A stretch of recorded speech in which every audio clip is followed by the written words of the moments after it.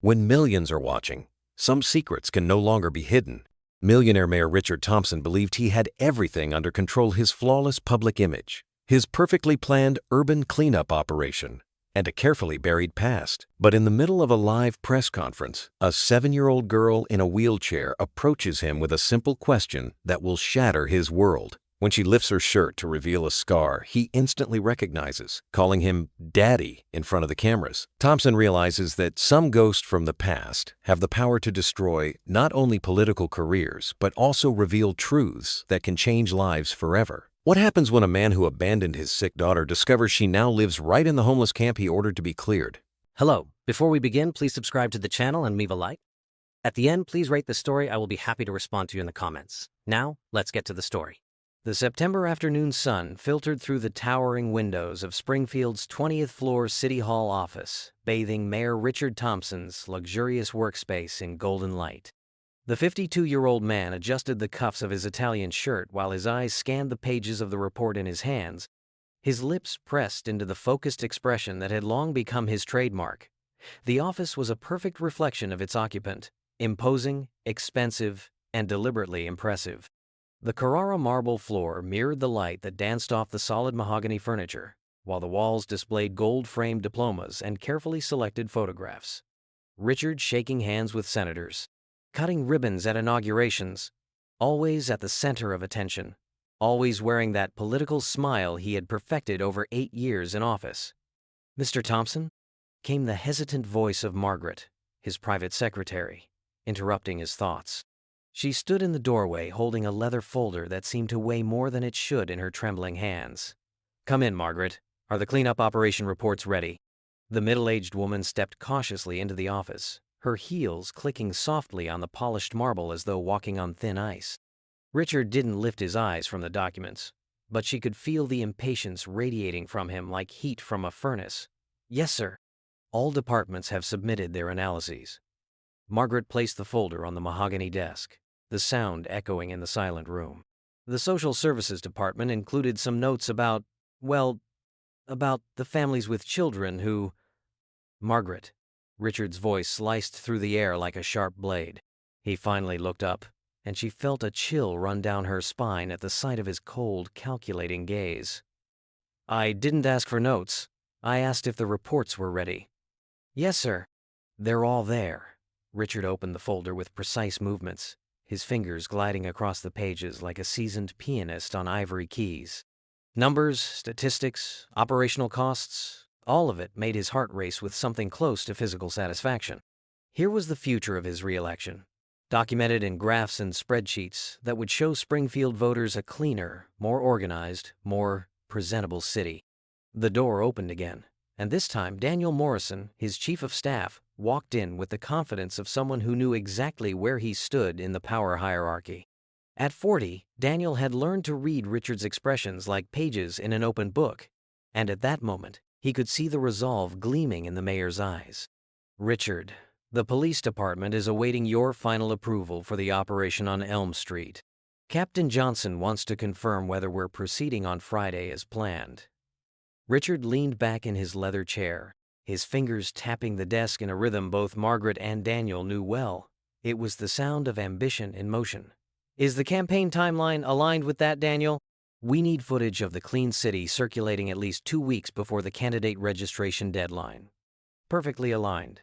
The communications team already has the press releases prepared."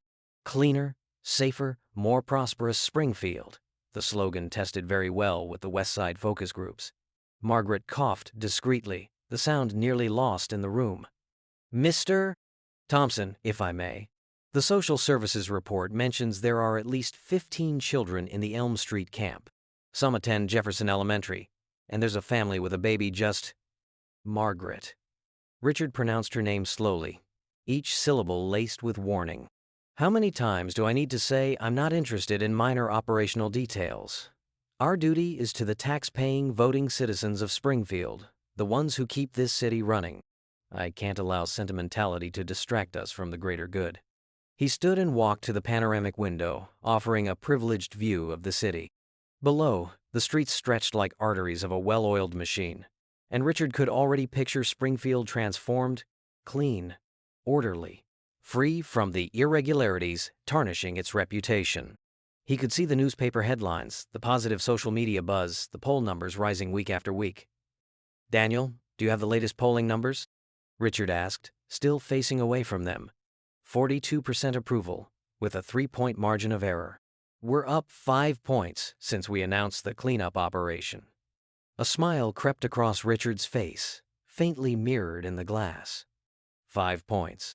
In politics, that was the equivalent of a landslide victory in a single battle, and he still had many battles ahead. "Margaret, schedule a press conference for Monday. I want every local outlet present. Daniel, coordinate with communications. We need compelling visual material from the operation, before and after shots. You understand?" Margaret scribbled furiously into her notepad, trying to ignore the growing knot in her stomach. 15 children. She couldn't stop thinking about that number. "Sir, about the families." She tried again, but Richard turned abruptly, his $3,000 suit gleaming like armor in the golden light. "Margaret, how long have you been with me? 6? 7 years?" 8 years, sir. Since your first election. 8 years. And in all that time, when have my decisions ever been wrong? When have I not turned a difficult situation into an opportunity for Springfield to thrive?" Margaret swallowed hard. She remembered other operations, other problems that had been resolved with the same ruthless efficiency. She knew that questioning Richard Thompson publicly was professional suicide, but something inside her refused to remain completely silent. "Never, sir. It's just that—" "Then trust the process, Margaret. Trust the experience that brought me here." Daniel watched the exchange with the distant interest of someone who had seen this dance many times before. Margaret always tried to inject conscience into Richard's operations, and Richard always made her back down with a mix of cold logic and subtle intimidation. It was almost theatrical in its predictability. "Richard," Daniel interjected, "we need to settle the logistics. Public Works wants direction on disposal of the collected materials. Simple. Anything recyclable should be processed. The rest goes to the municipal landfill. I want the area completely cleared by end of day, no traces, no reminders of what was there." Richard returned to his desk, picking up a gold Parker pen gifted by the governor. The weight of the metal in his hand always reassured him, reminding him of the power he wielded, of the decisions he could make with the flick of a wrist. "Are all the authorizations here?" he asked, flipping through the documents. "All of them. Health Department, Public Safety, Public Works." "Just your signature left to make it official." Margaret watched, fascinated despite herself, as Richard reviewed each document with the meticulous attention of a lawyer checking $1 million contract. He wasn't just approving a city cleanup. He was orchestrating a complex political maneuver, every detail calculated for maximum impact and minimal risk. "Daniel, legal reviewed all potential issues?" "Thoroughly. Everything complies with city law. The camp is classified as an illegal occupation of public space, violating ordinances 45B and 67C. Removal is not just legal, it's required." "Perfect." Richard positioned his pen over the first document.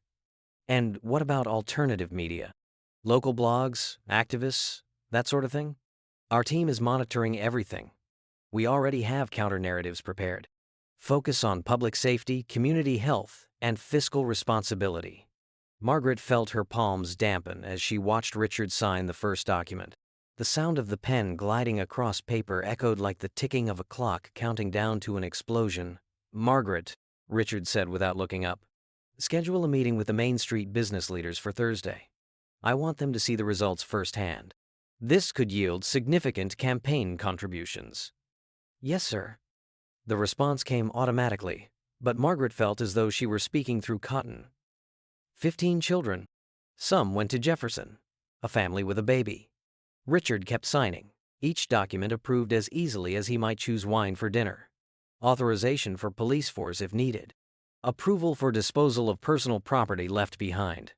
Coordination with sanitation services for full area sanitization. "Done," he finally announced, stacking the signed papers neatly. "Daniel, deliver these to Captain Johnson. I want the operation to begin at 5 a.m. Friday, early before any curious reporters show up." Understood. Any specific instructions for the team? Richard leaned back in his chair, fingers interlaced over his abdomen, wearing that satisfied expression that always surfaced when he turned a complex problem into an elegant solution. Efficiency and professionalism. Document everything for our records, but no excess. We don't need unnecessary detail in the final reports. Margaret understood exactly what he meant.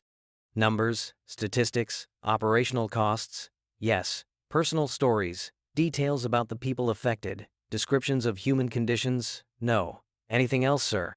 Daniel asked, already gathering the signed folder. Yes, I want a full report on my desk by Monday morning. And schedule that lunch with the Chamber of Commerce president. It's time to start capitalizing on our urban revitalization initiative. As Daniel and Margaret walked to the door, Richard had already returned to the documents on his desk. To him, the Elm Street operation was already history, a problem solved, a victory won, another rung climbed on the ladder toward re-election. Margaret paused in the doorway. Mr. Thompson? Yes? The operation. Does it really need to happen Friday? Maybe if we waited a few more weeks, some of the families might find alternatives on their own? Richard looked up slowly, and Margaret felt as though she were staring into an iceberg, all that calculated coldness just beneath the polished surface of his political charm. Margaret, you're a valuable employee. Efficient, dedicated, discreet. I wouldn't want that to change. The message was delivered with surgical precision, subtle, clean, effective. Margaret nodded quickly and left, followed by Daniel, leaving Richard alone in his kingdom of marble and mahogany. He turned back to the financial pages of the report, mentally calculating how the operation's numbers would translate into political capital. Springfield would be cleaner, voters would be pleased, campaign donations would rise, and Richard Thompson would remain exactly where he belonged, in absolute control of his small urban empire. Outside, the sun continued setting over Springfield, its last golden rays gliding across the windows of the 20th floor, as the millionaire mayor planned his next move in an endless game of power and ambition. Elm Street was a forgotten artery of Springfield, a stretch of cracked asphalt running parallel to an abandoned railroad track, where the sound of trains had long been replaced only by the echo of wind through rusted metal structures. There, between 2 blocks of empty industrial warehouses and a vacant lot the city had promised to develop for more than a decade, a small community flourished on most city residents preferred to pretend didn't exist. The camp stretched like a patchwork quilt along nearly 650 feet, each tent and makeshift shelter telling a different story of how life could collapse in a matter of weeks. There were camping tents faded by time, structures made with blue tarps tied down with ropes and branches, and even some more elaborate constructions built with plywood and corrugated metal sheets found at abandoned construction sites. It was Thursday morning, and the September sun was still fighting against the morning fog when Sarah Martinez emerged from her small green tent, stretching her aching back and trying to ignore the stiffness that a night on the hard ground always left in her muscles. At 28, she still held herself erect to dignity. No circumstance had fully broken, but the lines around her brown eyes revealed the weight of worries someone her age shouldn't have to carry. Good morning, mi amor, she murmured softly, tucking her head back into the tent where her daughter Emma was still sound asleep. Her small face relaxed against the Hello Kitty pillow they had managed to keep through all the changes and losses of the past months. Emma Martinez was only 7 years old, but her dark eyes already held a wisdom that made Sarah's heart tighten every time she looked at them. The girl was born with a complex congenital heart condition that required constant and costly medical Korea reality that had turned their lives into an endless cycle of doctor visits, expensive medications, and impossible decisions between paying rent and buying medicine. Mommy? Emma's sleepy voice echoed from inside the tent. Is it time to wake up? Not yet, princess. Sleep a little longer. Mommy will make breakfast. Sarah stepped away from the tent, breathing in the fresh morning air, carrying the familiar scent of smoldered campfires and dew on tarps. Around her, the camp began to stir with its own rhythms and rituals. Mrs. Henderson, a 70-year-old woman who had lost her home after a series of medical emergencies, was already sitting in her folding chair, feeding the 3 cats she had adopted since arriving 6 months ago. "Sarah, dear." Mrs. Henderson waved, her voice carrying that surprising energy some older folks manage to keep even in the toughest circumstances. "There's fresh coffee here if you want a cup." "Thank you, Mrs. H. Let me just check if Emma is warm enough." It was that unspoken solidarity that made life in the camp bearable. Everyone there had arrived through a different story: evictions, job loss, illnesses that wiped out all savings, addictions that tore families apart, but all instinctively understood that survival depended on looking out for each other. Tommy Rodriguez, a 40-year-old who had been an electrician before a back injury ended his career, was already tinkering with his small gasoline generator that provided power for some of the residents. The low hum of the engine blended with morning conversations and the crackle of small fires where people brewed coffee and warmed their hands. "Sarah," Tommy called out over the engine noise, "can I plug your phone battery into the generator once I'm done with these cables?" "That would be great, Tommy. I have a job interview this afternoon." Sarah walked over to where they kept her water, container 5 gallons. She had to refill every 2 days at the gas station 6 blocks away.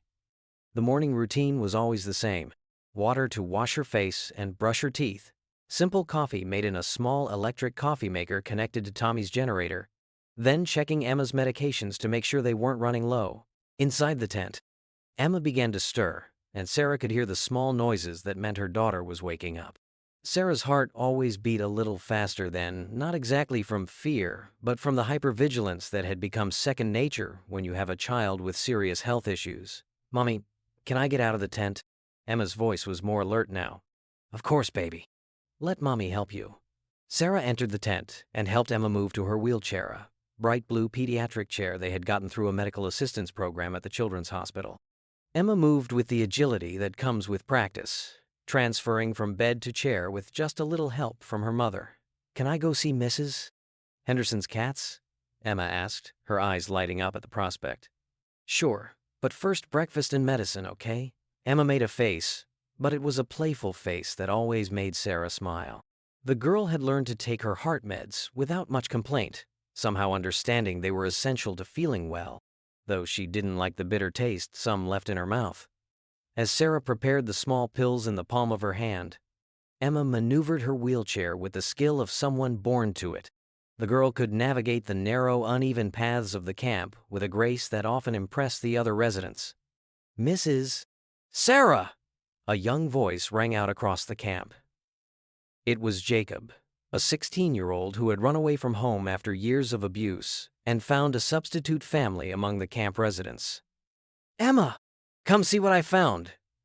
Emma was already pushing her chair toward Jacob's voice, her excitement palpable.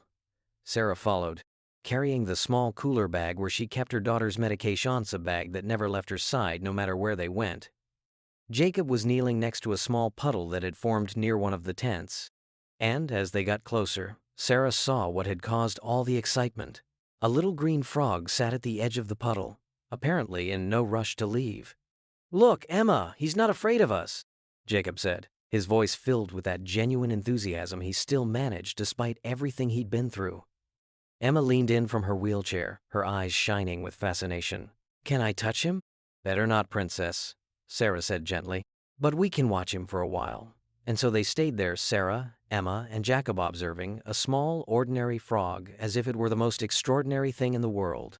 It was one of those moments Sarah tried to burn into her memory, knowing it was moments of pure simplicity and joy that made it all worthwhile. "Mrs. Martinez," an unfamiliar voice interrupted. Sarah turned to see a man in uniform approaching, not a police officer, but someone clearly working for the city. He carried a clipboard and wore an expression Sarah immediately recognized as the face of official bureaucracy. "That's me," Sarah answered, instinctively stepping a little in front of Emma's chair. "I have an official notice from the Springfield city government for all residents of this camp," the man said in a monotone voice that suggested he'd said these words many times that day. "Please sign here to acknowledge receipt." Sarah took the clipboard with hands trembling slightly, her eyes quickly scanning the official document headed with the city's logo. The words seemed to leap off the page like small punches. Removal notice. Violation of municipal ordinances. 48 hours for voluntary vacating. Use of force authorized if necessary. 48 hours? Sarah heard her own voice, as if from very far away. "Yes, ma'am. The cleanup operation is scheduled for Friday at 5 a.m. Any property left on site after that time will be discarded in accordance with municipal regulations. Emma looked back and forth between her mother and the uniformed man, her expression shifting from curiosity to worry as she absorbed the sudden tension in the air. "Mommy?" "What's happening?" Sarah signed the notice with hands now visibly shaking, trying to keep her voice steady as she replied, "Nothing you need to worry about now, baby. Mommy will take care of everything." But as the man walked away to deliver identical notices to the other residents, Sarah felt as if the ground was disappearing beneath her feet. 48 hours. How could she find somewhere to go with Emma in 48 hours? How could she carry all her daughter's medical equipment, the wheelchair, the few possessions they'd managed to hold on to? Around her, other residents were receiving their own notices, and a murmur of concern and anger began to ripple through the camp like waves on a disturbed lake. Mrs. Henderson was reading her notice through a magnifying glass, her aged hands trembling. Tommy had stopped the generator and was gesturing animatedly as he talked to the city worker. "Everyone has to leave?" Emma asked, her voice small. Sarah knelt beside her daughter's wheelchair, trying to find words that were honest but wouldn't scare a 7-year-old who'd already been through enough changes in her young life. "Yes, princess, but we'll find a new place. We always do, right?" Emma nodded, but Sarah could see the worry in the girl's dark eyes. Emma was small, but not naive. She understood that finding a new place wasn't simple when you have a wheelchair, expensive meds, and a mom who worked temporary jobs. The rest of the morning passed in a haze of urgent conversations among the residents. Plans were made and discarded. Some had distant relatives who might help temporarily. Others talked about public shelters, though everyone knew Springfield's shelters had months-long waiting lists and strict rules about pets and personal belongings. Sarah spent the next hours on the phone, using the precious minutes of her prepaid plan to call every contact in her list. The daycare where Emma sometimes stayed when Sarah managed part-time jobs, the supervisor at the temp agency, the social worker who had helped with Emma's hospital paperwork.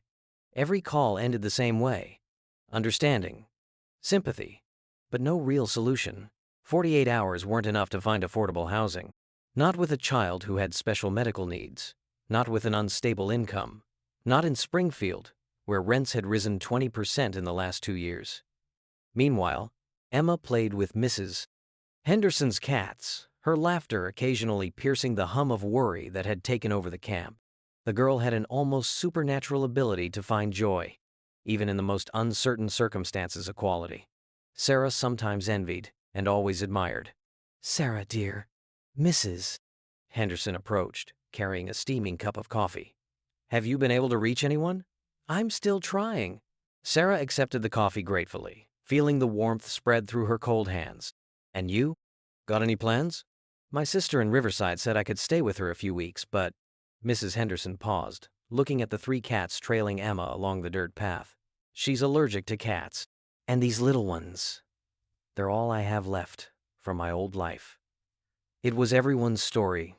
Their impossible choices between bad options, shards of dignity held at enormous cost, small loyalties that became huge when you had nothing else.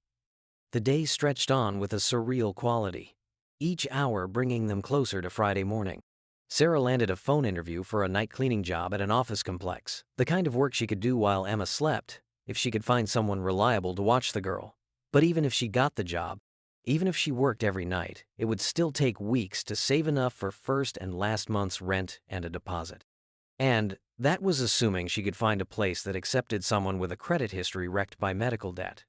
As the sun began to set over Elm Street, painting the sky in orange hues reflected in the broken windows of abandoned warehouses, Sarah sat at the entrance of her tent, watching Emma draw in a notebook they had gotten from a school supply donation. "What are you drawing, princess?" "Our next home," Emma said without looking up from the paper. Sarah sat back down in front of the tent, holding Emma in her arms. The conversations among the residents took on a darker, more urgent tone.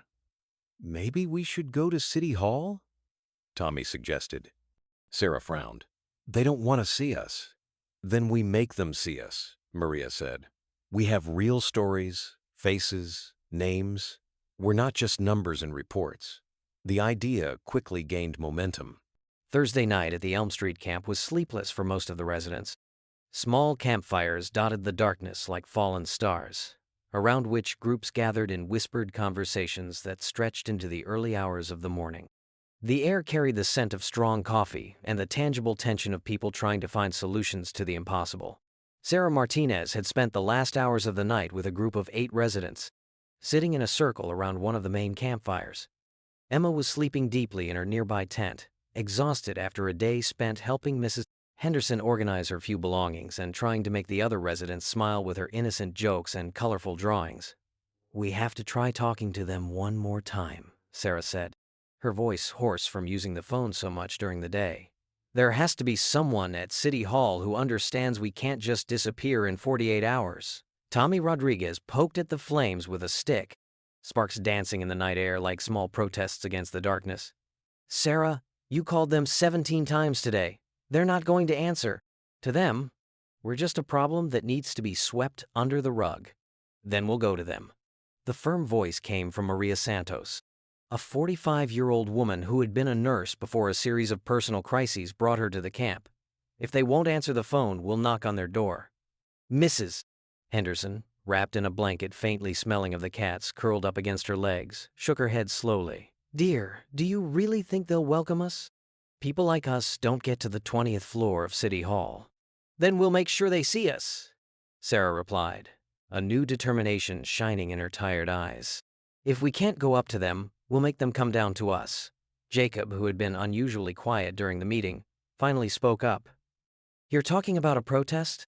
"I'm talking about a conversation," Sarah corrected, "explaining our situation, showing that we have faces, names, stories, that we're not just an urban cleanup problem." The group fell silent for a few moments, the crackling fire providing a meditative soundtrack to their thoughts.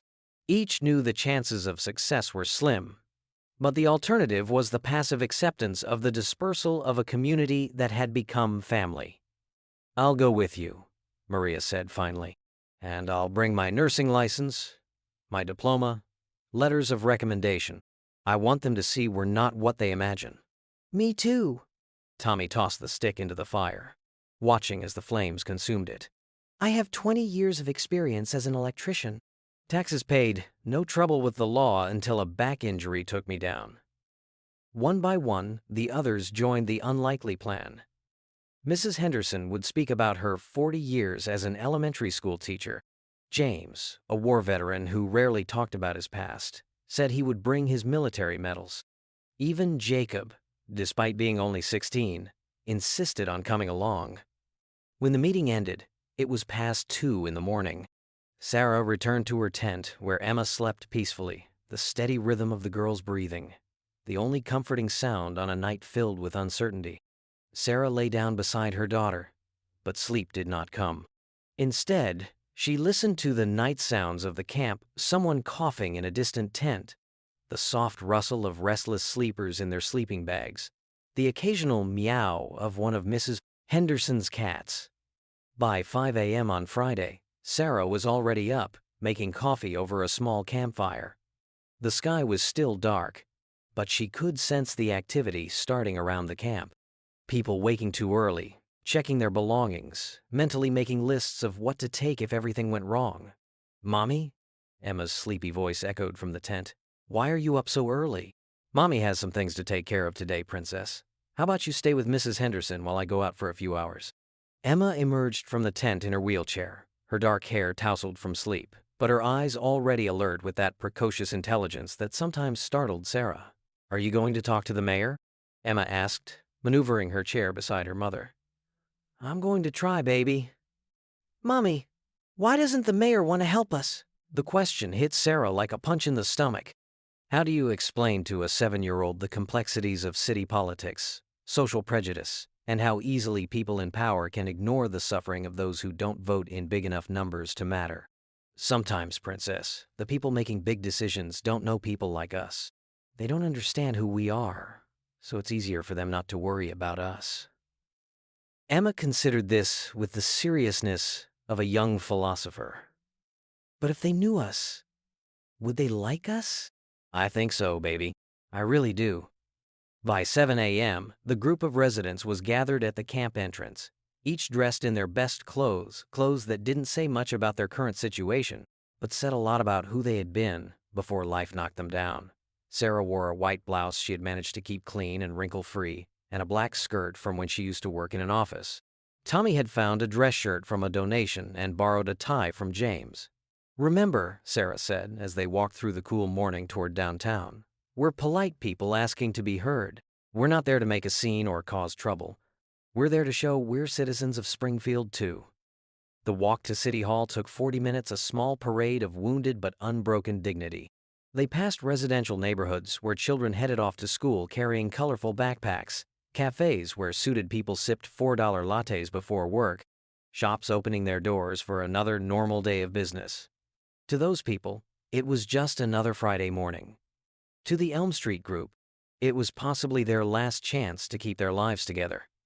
The City Hall building rose before them like a fortress of glass and steel, its modern facade reflecting the morning clouds in a way that seemed almost mocking of their modest hopes. They climbed the marble steps of the main entrance, their footsteps echoing in the vast, polished lobby.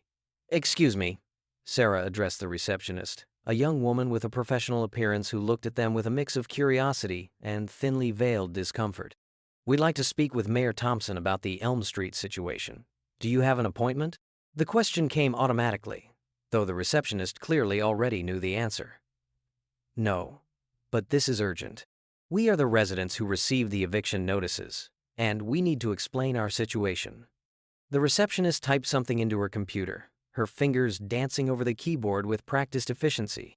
"Mayor Thompson is in meetings all day. I can connect you with the Department of Social Services." "We've already tried that," Maria interjected, her voice carrying the authority of years working in medical environments. "Social Services told us there's nothing they can do about zoning decisions." "Well then, please." Sarah leaned over the reception desk, trying to make eye contact. "There are children in the camp, elderly people, a military veteran. We're not asking to cancel the operation, we're asking for more time to find alternatives." The receptionist looked around the lobby as if searching for someone who could solve this for her. Finally, she picked up the phone and dialed an extension. "Yes, Margaret? I have some residents here wanting to speak with Mayor Thompson about the Elm Street operation." "Yes, I know. Okay, thank you." She hung up and looked back at the group. "The mayor's secretary can see you for a few minutes." 20th floor. Last door on the right. The group squeezed into the elevator, the silence heavy with nervous hope as the numbers slowly climbed. When the doors opened on the 20th floor, Sarah felt as if she had stepped into a different world. Everything there spoke of power, money, and decisions made far from real consequences. Margaret welcomed them at her desk, her eyes holding a carefully neutral expression that Sarah recognized as the face of bureaucracy, not necessarily cruel, but inflexibly professional. "I understand you want to discuss the urban cleanup operation," Margaret said, hands folded on the desk. "I must inform you the decision has already been made and approved by all relevant departments." "Mrs.?" Sarah began. "Hodson. Margaret Hodson." "Mrs. Hodson, we're not here to question the city's authority. We're here as people, as citizens of Springfield, asking for understanding." Sarah pulled a photo from her pocket, a picture of Emma smiling in her wheelchair. "This is my daughter Emma. She's 7 years old, with serious heart problems. She needs special medical equipment and regular medication. I can't just put her in any public shelter." Margaret looked at the photo, and Sarah saw something pass through her eyes, a flicker of humanity quickly suppressed by professional necessity. "I understand this is a difficult situation, but there are protocols, regulations." "Protocols for sick children," Tommy interrupted, his voice controlled but intense. "Regulations that prevent families from having enough time to find suitable housing." The notice followed all legal procedures. Margaret began, but her voice lacked conviction. "Legal doesn't mean right," Mrs. Henderson said softly. "I taught children in Springfield for 40 years. I know this city. I love this city. I never thought I'd see the day Springfield treats its most vulnerable people like trash to be discarded." Margaret swallowed hard, her eyes moving between the faces before her real people with real stories, not the abstract statistics on reports crossing her desk. Let me see if I can schedule a few minutes with Mayor Thompson," she said finally, picking up the phone. The phone conversation was brief and one-sided. Sarah heard only Margaret's side, but the tone and body language told the whole story. "I understand, sir." "Yes, sir," I explained. "Yes, sir." Margaret hung up slowly, avoiding eye contact with the group. "Mayor Thompson is preparing for an important press conference and cannot be interrupted. He suggests you contact the Salvation Army or other emergency social services." The silence that followed spoke louder than any protest. It was the silence of hope dying, of dignity being pushed to its limits. "Mrs. Hodson," Sarah said finally, "do you have children?" Margaret nodded without speaking. "Then you understand what it's like to look into your child's eyes and not know where you'll sleep tonight." Margaret did not respond, but Sarah saw her hands tremble slightly as she organized some papers on her desk. The group left City Hall in silence, descending the 20 floors back to the harsh reality of Springfield streets. The walk back to the camp passed in a fog of defeat and worry, each step bringing them closer to the inevitable end of their little community. When they reached Elm Street, they found Emma playing with Mrs. Henderson's cats while the elderly woman packed her belongings into cardboard boxes. The girl looked hopeful as she saw Sarah approaching. "How did it go, Mommy? Is the mayor going to help us?" Sarah knelt beside her daughter's wheelchair, trying to find words that were honest but wouldn't completely shatter a 7-year-old's faith in the basic goodness of people. "The mayor is very busy, Princess, but Mommy will find a way to fix this." Emma studied her mother's face with those dark eyes, eyes too old for her age. "It didn't work, did it, Mommy?" Before Sarah could answer, the sound of heavy engines echoed down Elm Street. 1, then 2, then 3 city trucks turned the corner, followed by 2 police vehicles. It was only noon. The operation wasn't supposed to start until 5 in the morning on Friday, but there they were, a caravan of official authority approaching like an inevitable storm. "Mommy?" Emma's voice was small and frightened now. "What are those trucks?" The whole camp stopped. Conversations were cut off mid-sentence. People froze mid-task. Children started crying. Cats ran to hide. Dogs began to bark. The trucks stopped at the camp entrance, their diesel engines still running, creating a threatening soundtrack mixed with murmurs of scared and confused voices. Uniformed men got out of the vehicles, city workers, police officers, heavy equipment operators. Sarah instinctively pulled Emma's wheelchair closer, wrapping her arms around her protectively. Around here. The roar of the diesel engines seemed to pierce right through to the bonesome mechanical wail, mixing with the growing murmur of frightened voices spreading through the camp like waves on a restless lake. Sarah gripped the handles of Emma's wheelchair tighter, her fingers white from the pressure, as she watched the uniformed men organize themselves with the cold efficiency of a military operation. "Attention! Residents!" A voice amplified by a megaphone cut through the morning air like a blade. "This is an official Springfield City operation. You have 1 hour to collect your essential personal belongings and leave the area. Any items left behind will be disposed of in accordance with city regulations." 1 hour. Sarah felt her stomach drop. The notice said until 5 a.m., and it was just noon on a Thursday. Her eyes quickly scanned the small world that had become her home over the past 8 months. The green tent where Emma slept every night, the little folding table where they ate, the carefully organized box of medications, Tommy's generator that powered Emma's nebulizer during respiratory crises. "Mama, why are they talking so loud?" Emma asked, her small hands covering her ears. The noise from the trucks and megaphone was causing the sensory overload that always affected kids with her condition. They're just explaining what's gonna happen, baby." Sarah tried to keep her voice steady but could feel panic rising in her throat like bile. "Let's go inside the tent and get our things, okay?" Around them, the camp had turned into a controlled chaos of rushed goodbyes and impossible choices. Mrs. Henderson knelt beside her cardboard boxes, trying to soothe her 3 cats who meowed desperately, sensing the tension in the air. Tommy ran between tents, helping people disconnect electrical equipment from his generator before city workers cut the power cables. "Sarah!" Maria Santos came running over, a backpack on her shoulders and a barely contained panic on her face. "They said you have minor children, so you get priority for emergency shelter, but you have to go now. There are only 3 family spots left." "What shelter?" Sarah asked, already knowing no answer would be good enough. The municipal shelter on Pine Street. But, Sarah. Maria lowered her voice, glancing quickly at Emma. They're not equipped for kids with special medical needs. No way to keep the medicine refrigerated. Not enough outlets for medical devices. Sarah closed her eyes a moment, trying to process decisions no one should have to make. The municipal shelter had strict rules, men and women separated. Lights out by 9 p.m., no outside food allowed. How could she manage Emma's complex medications under those conditions? Mama, are you getting sad? Emma asked, her voice small and worried. Sarah forced a smile, that maternal smile every mother learns to make when the world is falling apart, but her kids need to feel safe. No, princess. Mama's just thinking. How about you help me decide which toys to take? It was a terrible lie. Emma had few toys, all of which would fit into a single bag. But it gave the little girl something to focus on while Sarah tried to absorb the impossible. The city workers were now spread throughout the campment in gray uniforms, carrying clipboards and radios, following a protocol they'd clearly performed many times before. They weren't especially quarrelsome, even looked uncomfortable with their task, but there was an unrelenting efficiency in their movements that made it all the more frightening. Ma'am, you need to speed up, one worker told Sarah in a firm but not hostile voice. We have a schedule to keep. I understand, but my daughter has medical issues. I need to pack her medicine properly.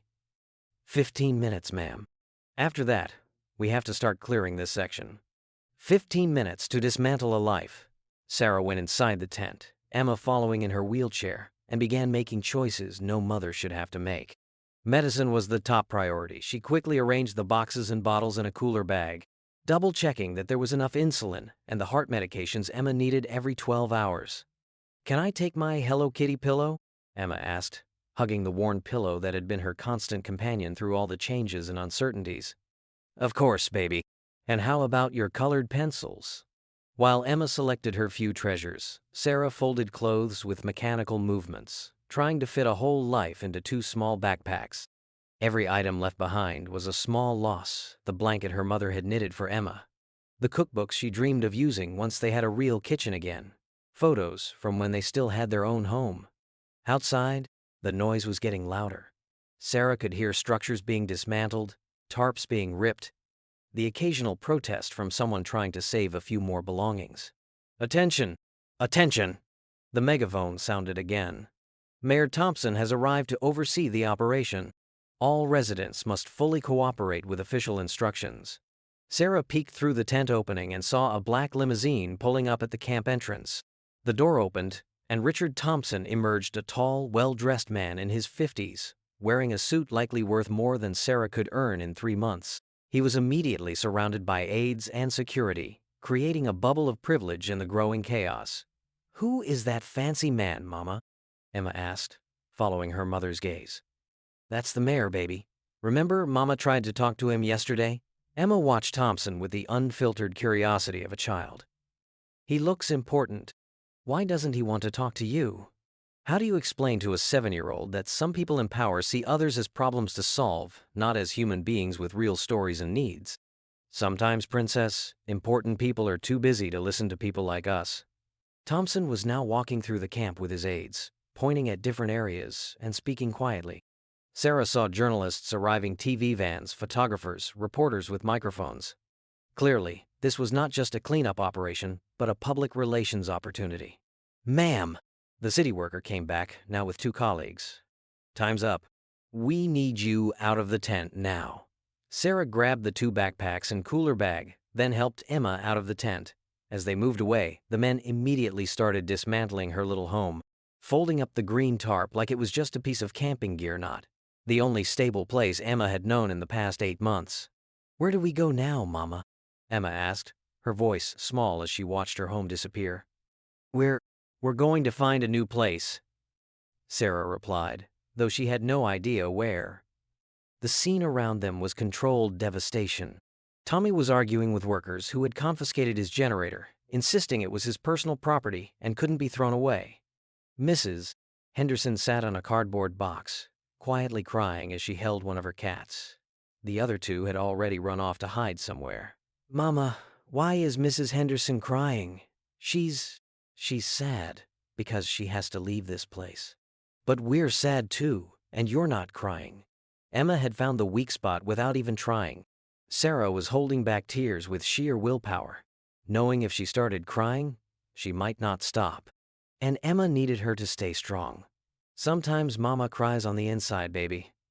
The journalists had positioned themselves strategically around the camp now, their cameras capturing the operation. Sarah saw a cameraman focusing on Emma and instinctively stepped between her daughter and the lens, not wanting her little girl's image to become part of a political spectacle. Sarah Martinez? A young reporter approached, microphone in hand. I'm Jennifer Walsh from Channel 7 News. Could you talk with us about your experience here at the camp? No, thank you. But you have a young daughter with a disability. Our viewers would be interested in hearing your story. I said no. Sarah's voice was firmer now, her protective instincts fully engaged. My daughter has been through enough trauma today. The reporter backed off, but Sarah could still feel the cameras focused on them.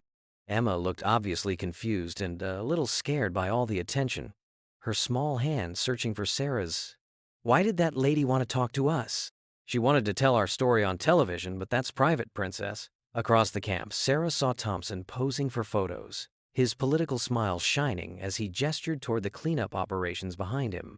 He was clearly narrating a story for the journalists, a story about urban cleanup, public order, and municipal responsibility. It was a story that didn't include Emma asking why they were taking her home. It didn't include Mrs. Henderson losing the only companion she had left from her past life. It didn't include Tommy, a man who'd worked honestly for 20 years before a back injury ended his career, now watching his last possessions thrown into the back of a city truck. Mama, look! Emma pointed to where Thompson was talking with reporters. The mayor is on television. Indeed, Thompson was in his element, clearly comfortable with cameras and microphones. His voice carried across the camp, punctuated by the background noise of workers dismantling lives. A successful operation demonstrating this administration's commitment to urban cleanup and public safety. For too long, this area has been a source of health and safety concerns for the surrounding neighborhood. Sarah felt a cold rage rise in her chest. Health and safety concerns. As if Emma, with her musical laugh and colorful drawings, was a threat to anyone. As if Mrs. Henderson, who had devoted 40 years educating Springfield's children, was a public danger. We offer social assistance resources to individuals who demonstrate a genuine commitment to reintegration into society. Emma was listening now, her head tilted with that intense concentration she had when trying to understand something complicated. Mama, what does reintegration into society mean? Sarah swallowed hard. It means he thinks we need to learn how to be normal people. But we already are normal people. I know, baby. I know. Thompson continued his presentation to the cameras, every word carefully chosen to maximize political impact. Springfield is a city that cares for its most vulnerable citizens, through proper channels and appropriate facilities, not allowing illegal camps to pose risks to the entire community.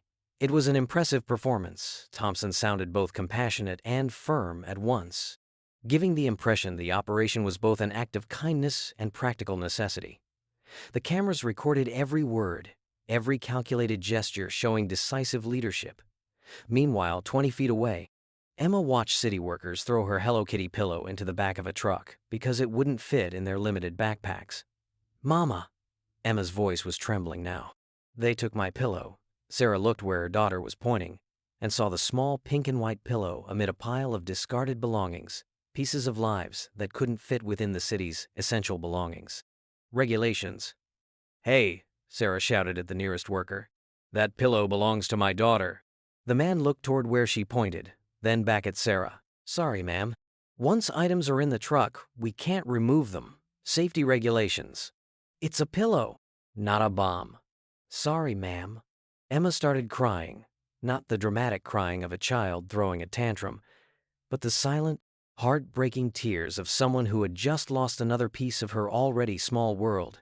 Sarah knelt beside her daughter's wheelchair, trying to find comforting words that weren't empty lies. You know what, princess?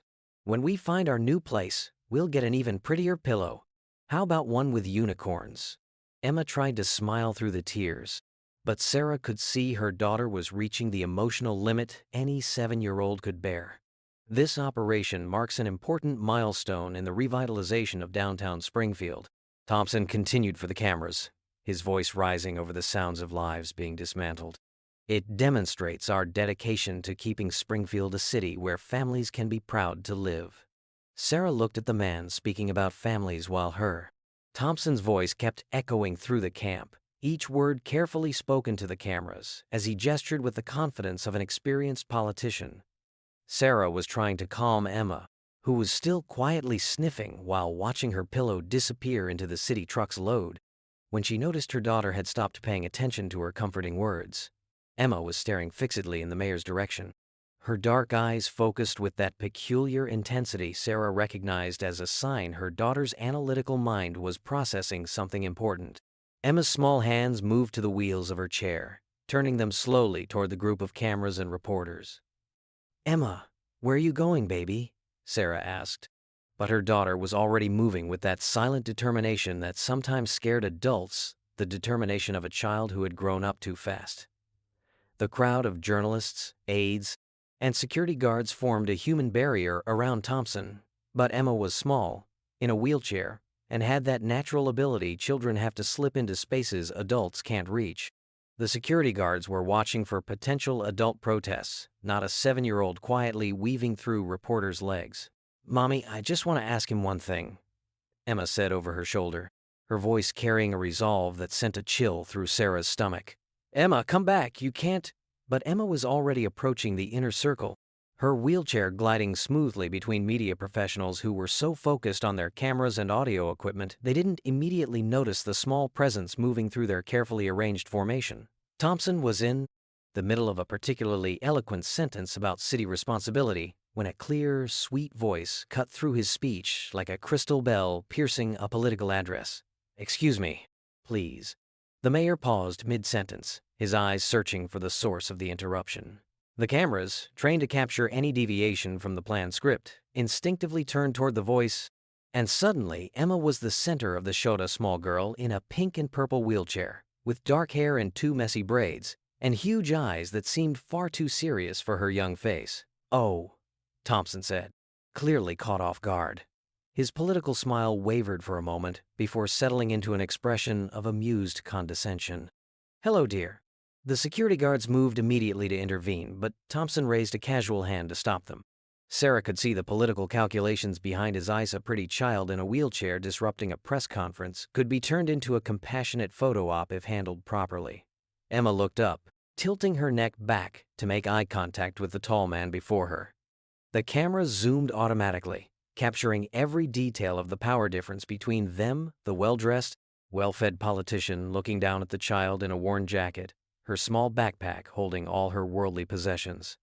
"Are you the mayor?" Emma asked, her voice carrying that distinct clarity children have when trying to be extra polite around important adults. "Yes, I am Mayor Thompson. And what's your name, sweetie?" "Emma Martinez." She paused, then added with careful politeness, "It's very nice to meet you, sir." Thompson's smile widened. This was going better than expected. A well-mannered child, clearly coached in proper respect. Perfect media optics. "The pleasure is mine, Emma. You're a very polite young lady." Emma bowed her head slightly, accepting the compliment, but her eyes never left his face. There was something in her gaze that made several reporters exchange glances in intensity that seemed too mature for a 7-year-old. "Mr. Thompson," Emma continued, her voice still sweet but gaining a subtle firmness that made Sarah's heart start racing with maternal anxiety. "May I ask you a question?" "Of course, dear. What would you like to know?" The reporters leaned in slightly, their microphones extended toward this unexpected human interest angle. The cameras kept rolling, capturing every second of what was clearly becoming an unscripted moment that could make excellent television. "Why are you making people leave their homes?" The question landed in the middle of the media cluster like a small bomb. Thompson's practiced smile froze for just a moment, barely noticeable to casual observers, but clearly visible to seasoned journalists who made a living reading political micro-expressions.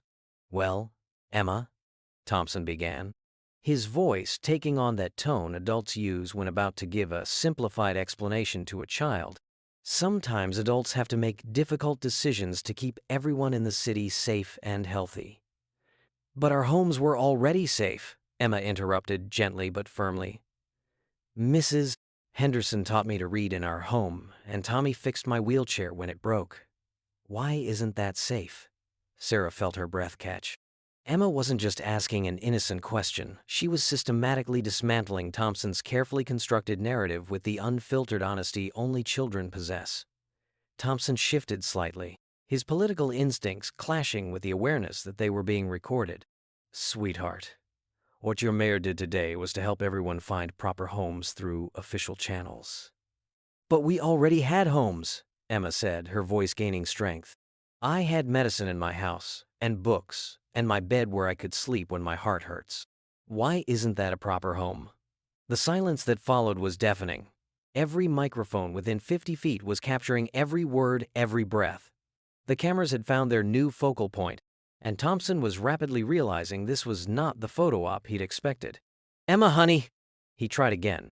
Crouching down slightly to meet her eye, Lavella Move, his media team, likely coached him on for interacting with children. Sometimes grown-ups have to make big decisions. Are you the grown-up who decides? Emma asked, tilting her head slightly. Are you the person who said Mommy and I couldn't live in our home anymore? Thompson opened his mouth to respond, but no words came right away. How do you explain city politics and zoning laws to a 7-year-old? More importantly, how do you do it on live camera? I make decisions I think are best for everyone in Springfield, he finally managed. Emma considered this carefully, her small face scrunched in concentration. Viewers at home, watching on the evening news, would see a little girl thinking very hard about something important. Mr. Thompson, she said finally, may I tell you about Mommy and me? Something in her tone made everyone present lean in slightly. This wasn't going to be a generic statement about homelessness or housing policy. This was going to be personal. Thompson nodded, though Sarah saw him growing uncomfortable. What had started as a convenient photo op was quickly becoming something much more unpredictable. Mommy works really hard, Emma began, her voice taking on the storytelling quality of a child who had practiced this story in her head. She used to have a job in an office, but then I got really sick and had to go to the hospital a lot, and the medicine costs a lot of money. Reporters scribbled notes furiously now, recognizing a human interest story unfolding in real time. This wasn't just policy, it was tragedy with a face. And then our landlord said we had to leave because we couldn't pay all the money, even though Mommy never stopped trying. Emma's voice stayed steady, but Sarah saw her daughter's small hands gripping the armrests of her wheelchair tighter. Thompson was visibly uncomfortable now, glancing at his advisors for guidance they couldn't give. How do you interrupt a sick child telling her story? How do you spin this for political gain? So we came to live with all the nice people in the tents, Emma continued. And Mrs. Henderson showed me I could read books even if we don't have a big library. And Tommy made sure my wheelchair could go everywhere. And Maria helps Mommy when I need to go to the doctor. She paused, looking directly into Thompson's eyes with the devastating honesty of childhood. They became our family when we had nowhere else to go. Why do you want to take our family away? Emma's question hung in the air like a silent accusation. Thompson opened his mouth to respond with some polished version of his official policy when the girl did something no one expected. Her small hands moved to the hem of her faded pink blouse, and with a simple, natural motion, she lifted her shirt. You paid for this operation when I was born, Daddy. The world stopped. On Emma's pale, delicate chest, stretching from just below her neck to nearly the bottom of her ribs, was a long, irregular scar, a jagged line of white tissue telling the story of complex surgeries and a fight for survival. It was a scar Thompson recognized instantly, a mark that had haunted his dreams for 7 years. Thompson's face turned ashen, all the color draining from his cheeks, as if someone had turned off a faucet. His eyes fixed on the scar, and for a moment, it was as if everyone around the reporters, the cameras, the aides, simply vanished. No, he whispered. But even as the word left his lips, his mind was flooded with memories he had tried to bury. Sarah in the hospital, but not Sarah Martinez. Sarah Coleman back then. Her hair longer, her face younger, but unmistakably the same woman he had loved and abandoned. She held a sheet of paper with numbers showing the cost of a newborn heart surgery he couldn't afford on his rookie city council salary. It's a complex condition, the doctor had said. Hypoplastic left heart syndrome. It will require multiple surgeries, ongoing specialized care. We're talking hundreds of thousands of dollars over the years. Sarah holding the tiny baby, tubes and wires connected to the small body, her eyes begging for hope. Richard, she's our daughter. We'll find a way. But he didn't find a way. Instead, he found an excuse. The reporters were filming everything, their cameras capturing every micro-expression as Thompson processed the devastating revelation. He could hear the buzzing of the cameras, the growing murmur of confused voices, but it all seemed far away. "Emma," he whispered, his voice breaking. "Emma, how did you?" "Mommy showed me the pictures," Emma said with the straightforward simplicity of childhood, seemingly unaware of the emotional earthquake she had triggered. "She said you were my daddy, but you had to leave because you had important things to do." Thompson felt his legs weaken. Sarah had lied to protect the image Emma held of him. Even after he had abandoned both of them upon hearing the diagnosis, even after changing his phone numbers and moving to another state, Sarah had spun a story that made his absence bearable for a child. The memories came in uncontrollable waves. Him writing a check to cover the first surgery, using funds from a campaign account he knew would never be audited. It was less than the cost of his advertising budget, but enough to save a life. The call he never returned when Sarah tried to tell him the surgery had been successful. The documents he signed, relinquishing parental rights and legal responsibilities, ensuring he would never be pursued for child support or any financial obligation. The last photo Sarah sent a tiny baby in a hospital crib, that fresh red scar bisecting her small chest like a zipper line. "God," Thompson choked out. "Oh my God." Sarah arrived running now, her face a mask of maternal terror as she saw her daughter with her shirt lifted, exposing her most intimate scar to a crowd of strangers with cameras. But something in Thompson's expression made her stop before intervening. "Emma, baby, put your shirt down," Sarah said gently. But Emma was looking at Thompson with that unsettling intensity she had when trying to understand adult behavior. "Why are you crying?" Emma asked, her voice filled with genuine concern. "Are you sad that my scar is ugly?" "No," Thompson said, his voice breaking completely. "No, it's not ugly. It's beautiful. You're beautiful." The cameras captured it all the exact moment. A powerful politician crumbled in front of a 7-year-old child. Tears streamed down Thompson's face. Now, 7 years of guilt and regret pouring out before a stunned audience. Emma lowered her shirt but kept watching him with those large, dark eyes so heartbreakingly familiar. They were Sarah's eyes, with a depth that spoke of medical procedures, hospital stays, and growing up too fast. "Emma," Thompson whispered. You know I'm your daddy?" "Mommy said you are," Emma replied matter-of-factly. "But you're different from what I thought. You look sadder." Thompson felt his knees buckle. The logic of a child, how she could cut through all the layers of adult deception and politics to reach the core truth, overwhelmed him completely. Do you remember me?" he asked, even knowing it was an impossible question. Emma had been tiny when he left, still fighting for her life in a hospital bed. "No," Emma said honestly. "But Mommy has a picture of you holding me when I was really small. You look different now, but your eyes are the same." That was it. The final straw that broke through all his years of self-justification and political positioning. Thompson dropped to his knees right there on the pavement, his expensive suit collecting dust, his hands trembling as he reached for Emma, then stopped, uncertain, afraid he had lost any right to touch her. The reporters were having a field day, their cameras filming every second of what would surely become one of the most memorable political breakdowns in Springfield's history. But Thompson no longer cared about the optics. "Emma," he said, his voice barely audible. "I am so sorry. I am so sorry." Emma rolled her wheelchair closer to him, bringing herself down to his eye level now that he was on his knees. Her expression was serious, but not afraid.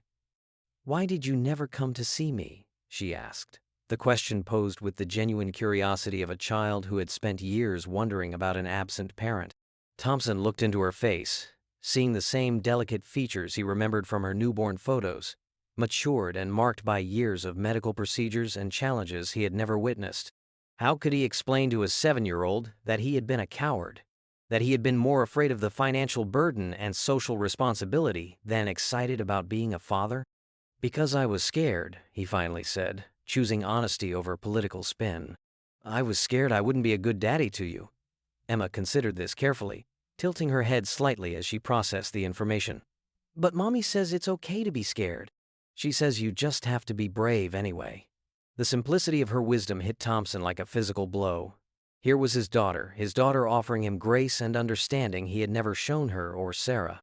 Around them, the crowd had grown silent, everyone sensing they were witnessing something profound and private, even though it was unfolding in front of news cameras.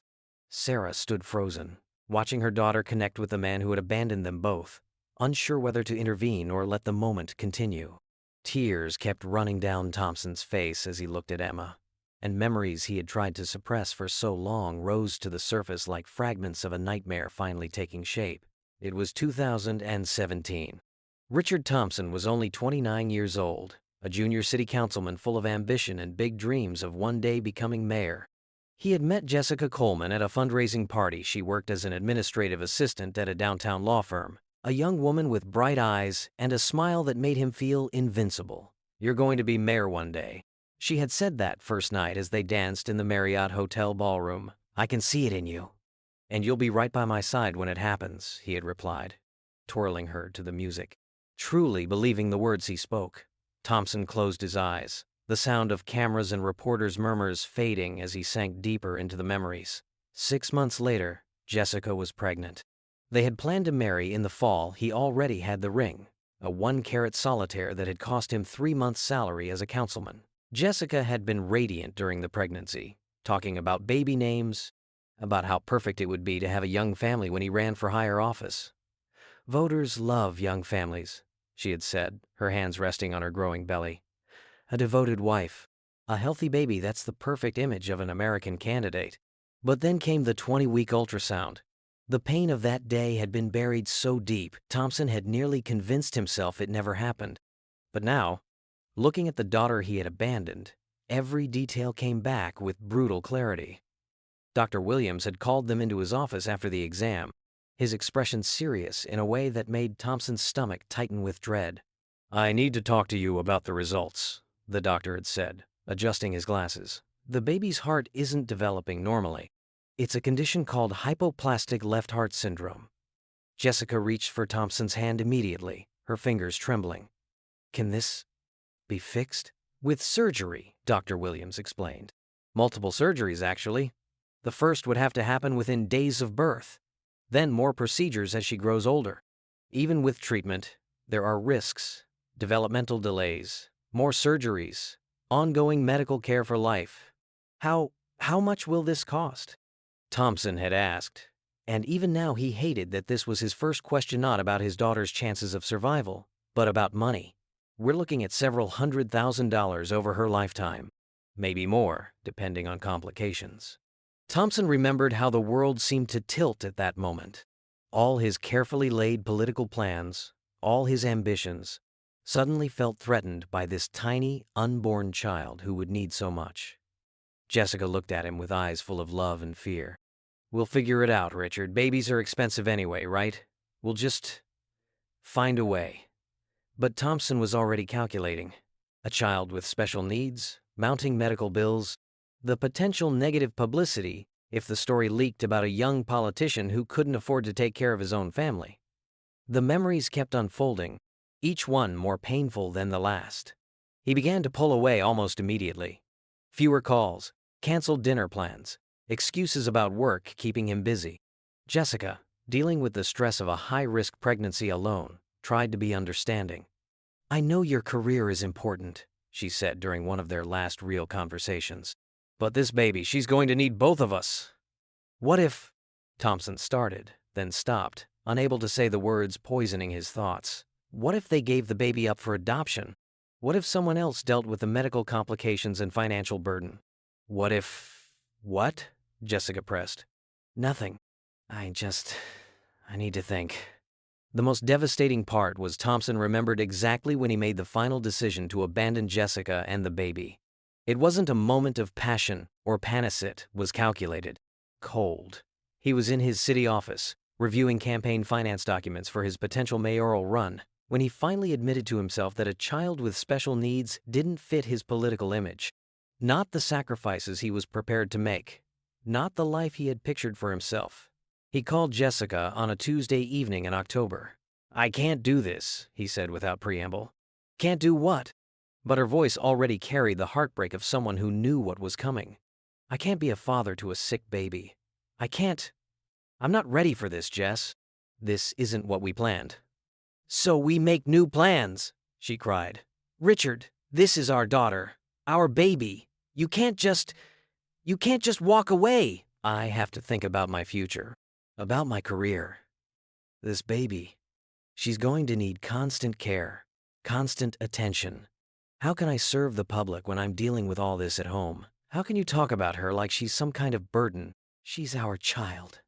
"No," Thompson said, words tasting like poison. "I'm out, Jessica. I can't do this." "I won't do this." Thompson opened his eyes and looked at Emma, who was still patiently waiting for an answer about why he never came to see her. The weight of what he had done, the magnitude of his cowardice, seemed to crush him. After that call, he changed his number. When Jessica tried to reach him through his office, his secretary said he was unavailable. When she showed up at City Hall, security was instructed to turn her away. The baby was born in December. Emma Rose, Jessica named her. Thompson only knew because one of his staff mentioned seeing a birth announcement in the local paper. "Wasn't that your girlfriend's name?" the aide had asked casually. Thompson looked up the announcement later. "Baby Emma, 4 pounds 2 ounces, born with a congenital heart defect, in need of immediate surgery." That was when his guilt finally overwhelmed his self-preservation. Not enough to bring him back, but enough to make him write a check. He used campaign funds, disguising the payment as a charitable donation to Springfield General Hospital. $50,000 enough to cover the emergency surgery, he hoped. He attached a note. "For baby Emma Coleman's heart surgery. Anonymous donor." He never signed it, never identified himself, never followed up to see if it was enough. Later, much later, when Emma was already a year old and his mayoral campaign was gaining momentum, Jessica sent one last message through his office. She had changed her last name to Martinez, she wrote. She was moving to California with the baby. Emma was doing well, but would need ongoing medical care. This was his last chance to be part of his daughter's life. Thompson threw the letter away without reading it twice. Now, 7 years later, he was kneeling on the dirty pavement of a homeless camp, looking into the face of the daughter he had abandoned, who carried his eyes, his stubborn chin, and a scar that told the story of survival against overwhelming odds. "Mr. Thompson," Emma said gently, reaching out to touch his shoulder. "Are you okay?" "No," he whispered. "No, I'm not okay." "Emma, I did something very bad when you were little. I left you and your mommy when you needed me the most." Emma's expression stayed serious, but not angry.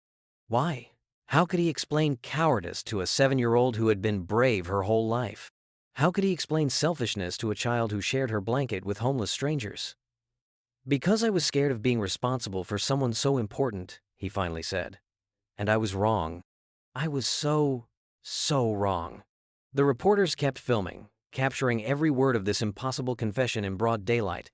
But Thompson no longer cared about the political consequences. All he could see was his daughter's face full of the same grace her mother once showed him, even after all the ways he had failed them both. Thompson's collapse was sudden and complete. One moment, he was kneeling on the asphalt, confessing his sins to a daughter he barely knew. And the next, he was lying on his side, his body convulsing with sobs that seemed to tear at his soul. "Call an ambulance!" shouted one of the reporters, but someone was already dialing 911. Sarah rushed to Emma, her hands trembling as she pushed the wheelchair away from the cameras that kept filming relentlessly. But Emma resisted, trying to see what was happening to the man who had just claimed to be her father. "Mommy, is he sick?" Emma asked, her small voice full of worry. "Does he need to go to the hospital like I used to?" "I don't know, baby," Sarah whispered. But her eyes were fixed on Richard Thompson, the man she had loved deeply, who had promised to marry her, who had disappeared when she needed him most. He had aged, his face more angular, gray at the temples, but she recognized him perfectly. How could she forget the eyes Emma had inherited? The paramedics arrived in 4 minutes. their sirens slicing through the afternoon air like blades.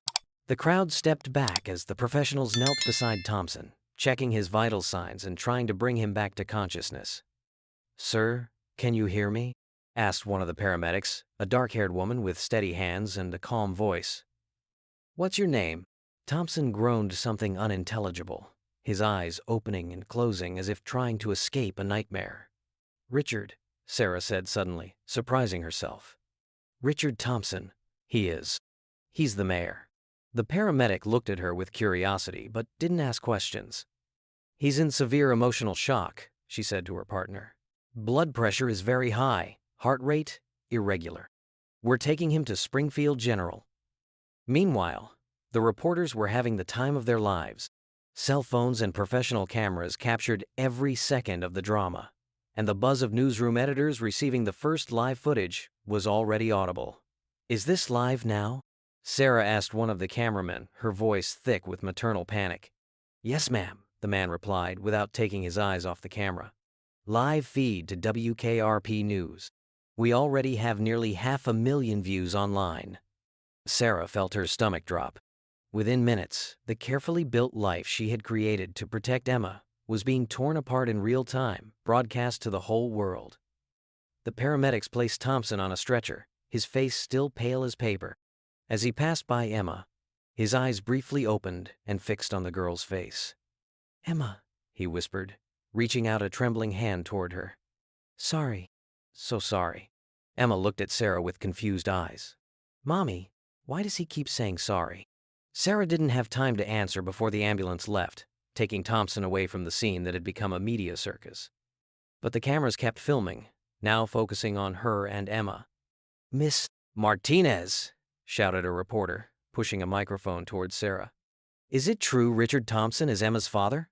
Can you confirm the relationship?" "No comment," Sarah said quickly, pushing Emma's wheelchair through the crowd. "Please, leave my daughter alone." But there was no escape.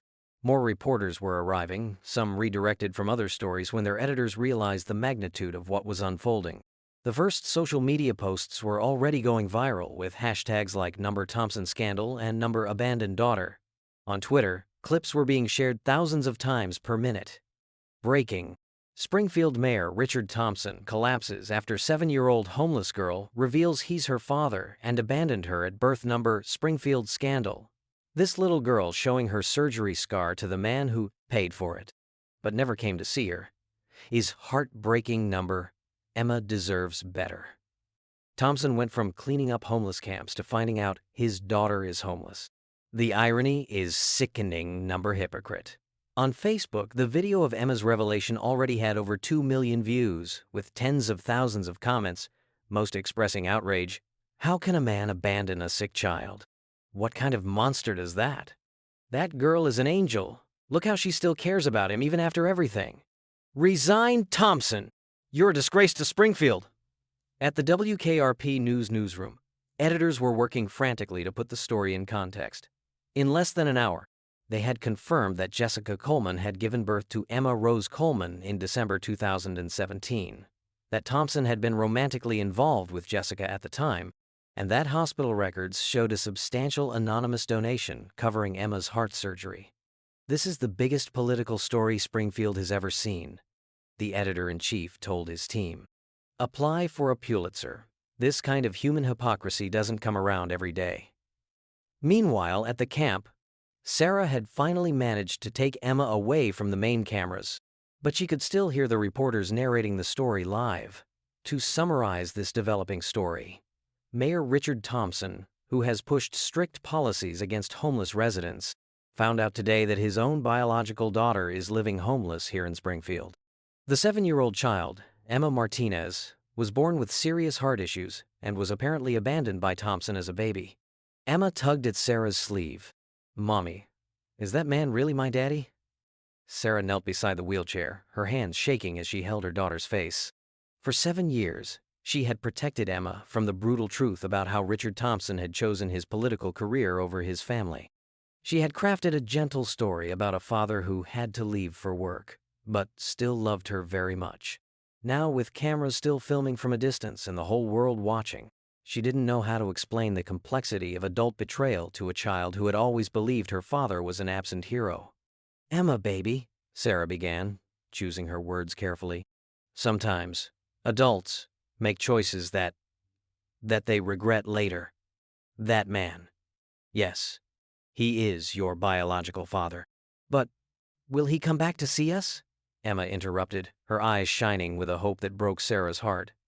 "He said he missed me." Sarah glanced over her shoulder, where she could see reporters still narrating the story, where she could see curious onlookers filming with their phones, where she could feel the weight of an entire city discovering that their mayor's abandoned daughter was living in a homeless camp less than 3 miles from City Hall. "I don't know, sweetheart," she said honestly. "I really don't know." On someone's cell phone screen nearby, Sarah saw headlines already appearing on news sites. "Mayor in crisis. Thompson hospitalized after emotional confrontation with abandoned daughter." The story was spreading beyond Springfield now, picked up by national outlets, sniffing political blood in the water. Emma kept staring in the direction the ambulance had disappeared, her expression thoughtful, in a way that was far too mature for her 7 years. "Mommy," she said finally, "why did he look so sad when he saw my scar?" "Isn't it beautiful?" "Your scar is beautiful, baby," Sarah said, tears beginning to fall. "Your scar means you're a fighter. It means you're stronger than anything that's ever tried to bring you down." But even as she said the words, Sarah knew that Emma's toughest battle was just beginning. In a matter of hours, her daughter had gone from an anonymous homeless child to the center of Springfield's biggest political scandal. And Sarah had no idea how to protect her from the storm that was coming. 3 days later, Richard Thompson stood behind a podium at City Hall, his appearance worn by his time in the hospital. The auditorium was packed with reporters, citizens, and city employees, all waiting in tense silence.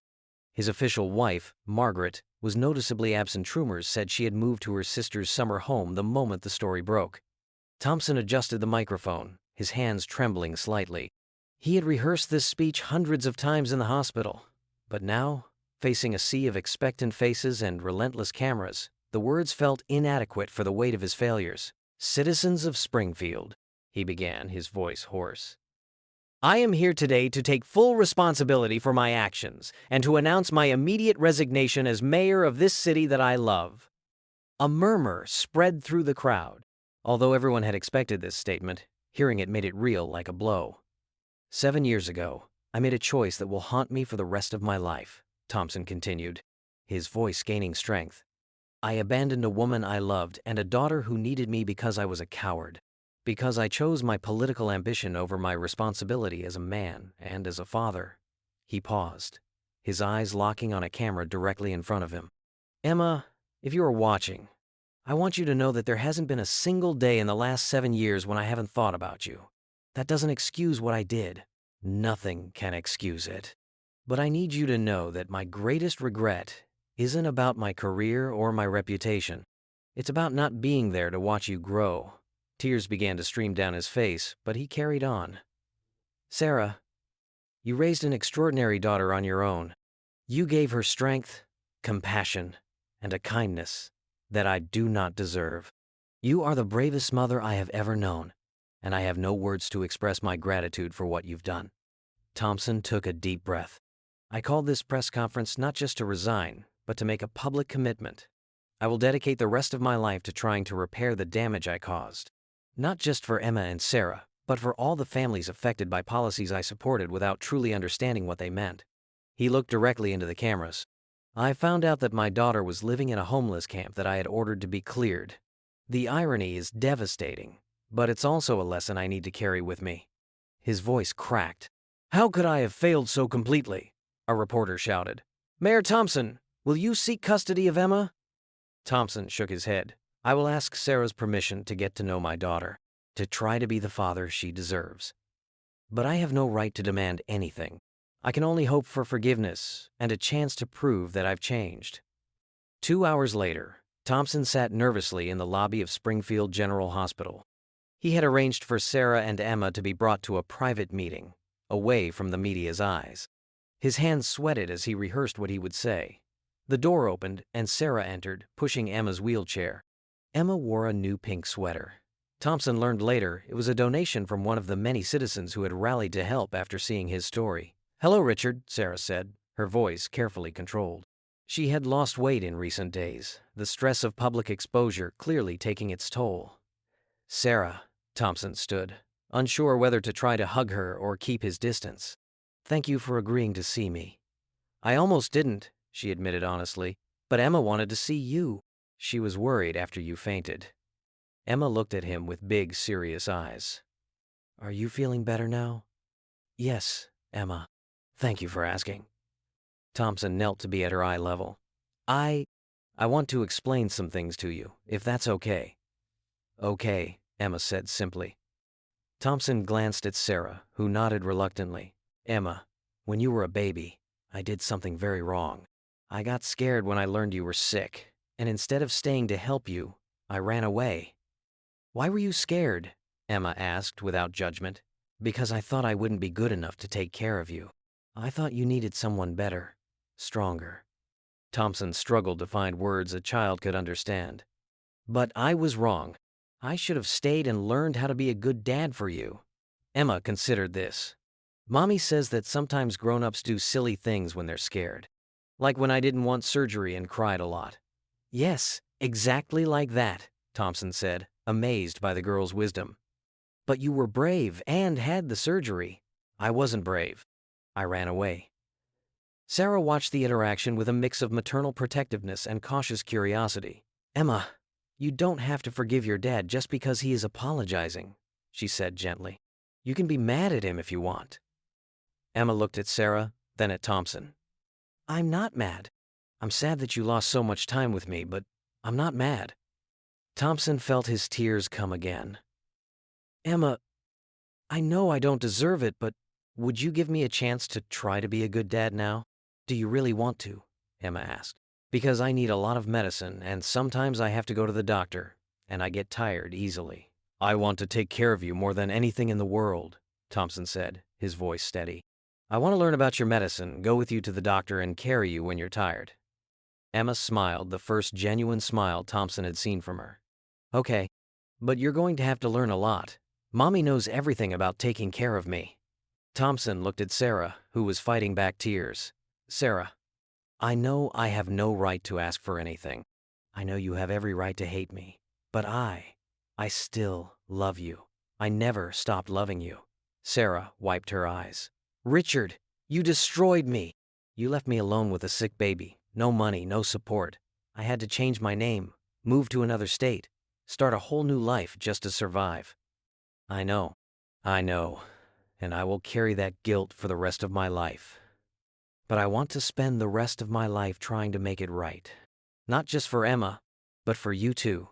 Emma looked between the two adults. "Are you two arguing?" "No, baby," Sarah said quickly. "We're just talking about grown-up stuff." "Can I ask a question?" Emma said, her voice small and hopeful. "Sure," Thompson and Sarah said at the same time.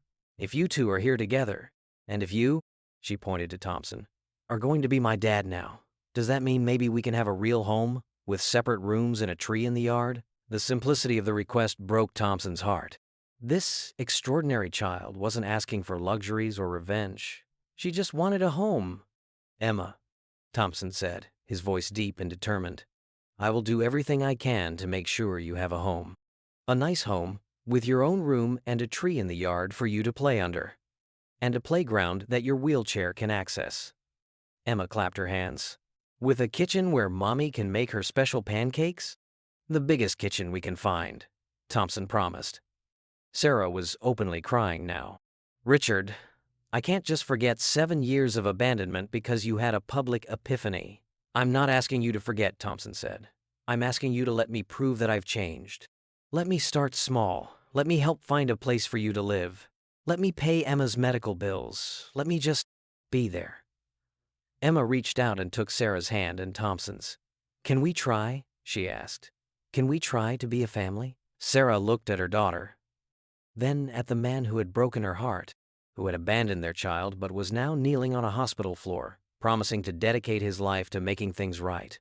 "We can try," she said at last. "But it's going to be hard, Richard.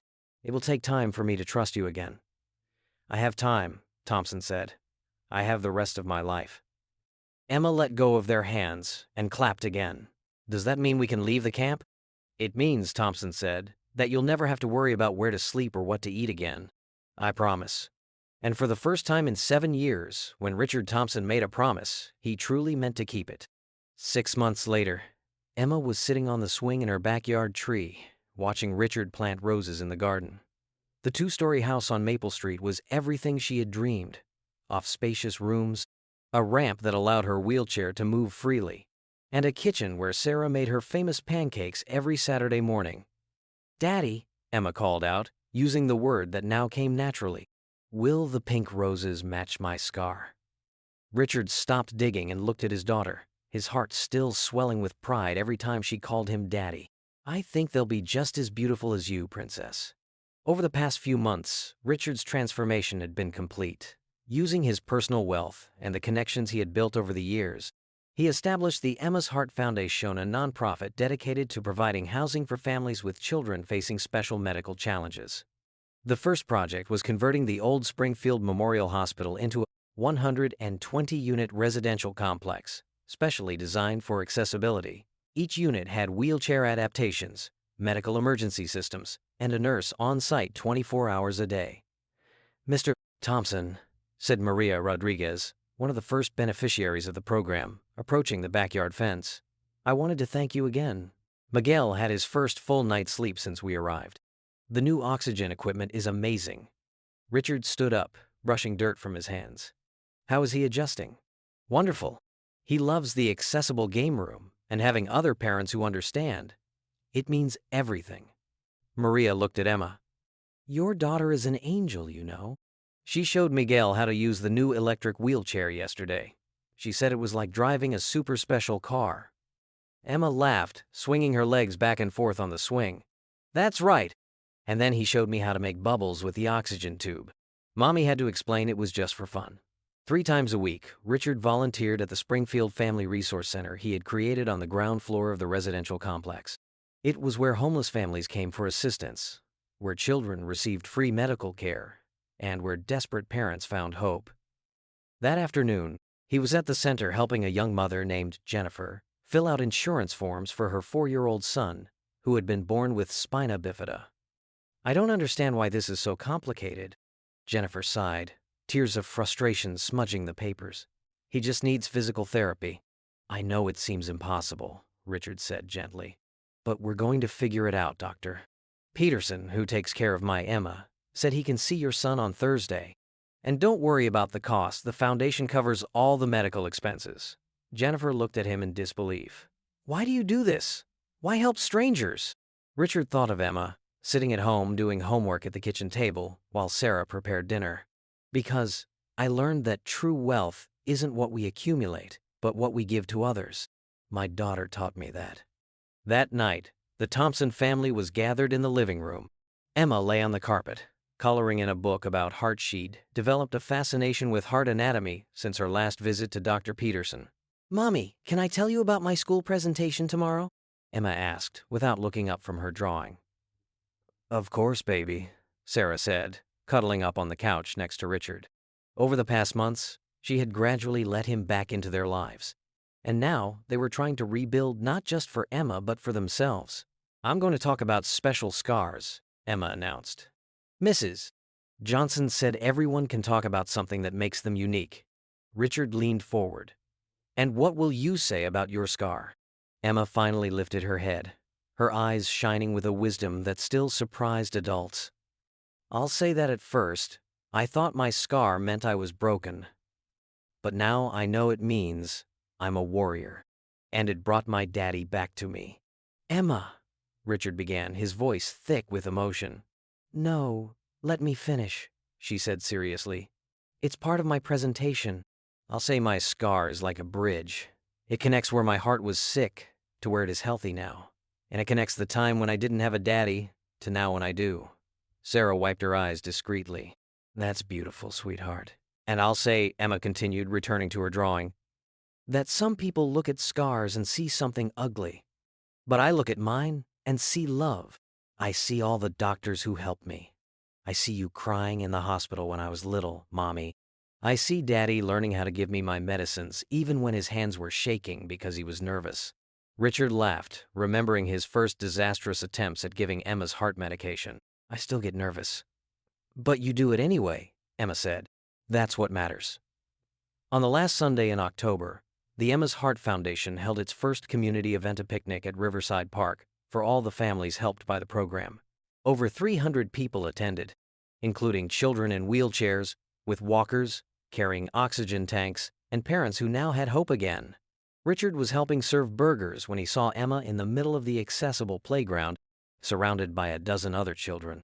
She was telling a story, probably about her heart surgery, which had become her favorite way to calm other kids nervous about their own medical procedures. Look at her, Sarah said, appearing beside him. Remember when she was afraid to show her scar to anyone? Now she uses it as a tool to help others, Richard observed. She's extraordinary, Sarah. You both are extraordinary. Sarah smiled, but there was seriousness in her eyes. Richard, I need to tell you something. He turned fully to her, stopping immediately at the change in tone. I forgave you, she said simply. Not because you deserve forgiveness, but because holding on to anger was keeping me from being happy. Emma deserves parents who aren't fighting over the past. Richard felt the greatest relief of his life. Sarah, it means we can really move forward. It means you want to build a future together, not just survive the present. They were interrupted by Emma shouting from the playground. Mommy, Daddy, come see. Miguel climbed onto the seesaw all by himself. They rushed to her, finding her beaming with pride for her friend. Miguel Rodriguez, the 5-year-old boy with cerebral palsy, had indeed managed to position his wheelchair on the adapted seesaw alone. I taught him the trick, Emma announced. It's all about finding the right balance. As they watched Miguel laugh with pure joy, swinging slowly on the seesaw, Richard realized it was the perfect metaphor for their lives. Finding the right balance between past and future, between regret and redemption, between what they had lost and what they could still build. Later that night, after Emma had finally fallen asleep after telling them every detail of the picnic 3 times, Richard and Sarah sat on the back porch, watching the stars. Do you regret it? Richard asked. Giving me a second chance? Sarah considered the question. Sometimes I wonder what it would have been like if you'd stayed from the beginning, but then I think maybe we had to go through all of that to get here. Emma went through so much suffering, but look how she uses that experience now to help others. You faced your worst failure publicly, but it made you a completely different man. And you? How has it changed you? It taught me I'm stronger than I ever imagined, Sarah said, and it taught me that forgiveness isn't about forgetting. It's about choosing love despite the pain. The next morning, Richard was helping Emma get ready for school when she asked a question that caught him off guard. Daddy, do you think there are other kids like me out there? Kids whose parents ran away because they got scared? Richard paused, brushing her hair. Probably, Princess. Why? Because I was thinking, Emma said, turning to look at him. Maybe you can help them too. Maybe you can tell those mommies and daddies that it's not as scary as they think, that special kids are just kids who need a little extra love. Richard knelt down to her level. Emma, you want me to help other parents who are afraid? Uh-huh. Because if they knew how wonderful it is to have a daughter with a special heart, they'd never leave. In that moment, Richard knew he had found his true purpose, not just helping families in need, but specifically reaching parents struggling with the fear of having a child with special needs. 6 months later, he launched the Braveheart Program, a support system where experienced parents mentored new parents facing scary medical diagnoses in their children. One Thursday night, Richard was at the community center, leading his first group session. 5 couples sat in a circle, all dealing with children recently diagnosed with various heart conditions. When Emma was born, Richard shared with the group, I ran away, literally ran away. I was so terrified of the possibility of losing her that I chose to lose her on purpose. It was the worst decision of my life. One parent, David, raised his hand. How did you overcome the fear? I haven't completely, Richard admitted. I still get terrified every time she goes to the doctor. But I learned courage isn't the absence of fear. It's loving someone so much that you face the fear alongside them. When he got home that night, he found Emma and Sarah making cookies in the kitchen. Emma stood at the adapted countertop Richard had installed, stirring the batter with full concentration. "How was the meeting?" Sarah asked, kissing his forehead. "I think we gave hope to 5 families today," Richard said. "Emma, can you come here a second?" Emma wiped her hands on the towel and came over. "Did I do something?" "You did everything," Richard said, lifting her into his lap. "Your idea to help other parents is working.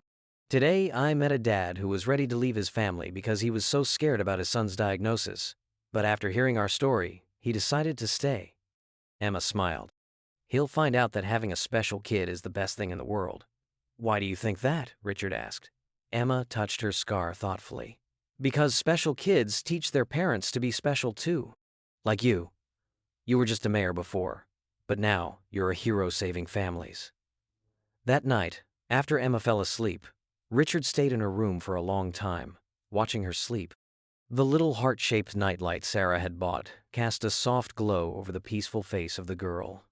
He thought about how many nights he had lost like this in her first 7 years.